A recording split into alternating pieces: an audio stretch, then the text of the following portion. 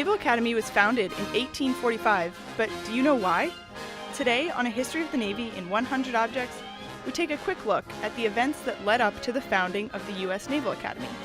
Claude Barabee, the director of the museum, has the story. We're here on the first deck of Preble Hall, the Naval Academy Museum, and here visitors will find a model of the brig Somers.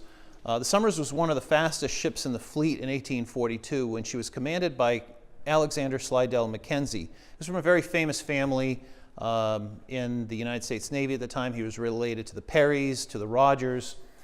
He takes command of the Somers, and among his crew is a young midshipman, Philip Spencer, somebody who had been kicked out of colleges, ran away from colleges, had caused a bit of a problem in other ships as well. Well, while they're on the cruise, Alexander Slidell Mackenzie finds out that there may be a mutiny aboard led by midshipman Philip Spencer. Certainly there had been enough evidence. Consequently, he hangs Philip Spencer without a trial, along with two of his potential co-conspirators, two sailors on the ship. When the ship arrives in New York after its cruise, a few weeks later, Alexander Slidell Mackenzie is subject to a court of inquiry which acquits him. One of the problems was that a court-martial, somebody could only be hung and tried if there was a court-martial. There had been no court-martial aboard the USS Somers, and that was a very contentious issue because you needed at least 3 officers of equal grade to sit on a court-martial board. Consequently, Midshipman Philip Spencer did not get that due before he was hung for conducting a mutiny. The court of inquiry passes, and then there's a subsequent court-martial, and again, Alexander Slidell Mackenzie is acquitted because of a split vote. What's the big picture on this? Well, would this have been a major court of inquiry or a major court-martial if Midshipman Spencer had not been the son of the sitting Secretary of War under President Tyler?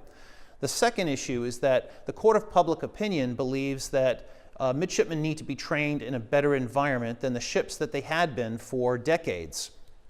In the 1830s, a number of junior officers who had seen the world around them, saw the new advent of steam technology, decided that they needed to write about the issue of the introduction of steam to the Navy. Consequently, they believed that schools on shore would be more beneficial to them than the headmasters or the schoolmasters that they had aboard their ships. They needed science and technology courses. Well, with the Somers Mutiny, the Court of Public Opinion and Congress decide that there needs to be a naval school to teach morals, ethics, and leadership, in addition to other issues such as science and technology. So this is the sword of Midshipman Philip Spencer, and this was the real driver for the Naval Academy's creation in 1845.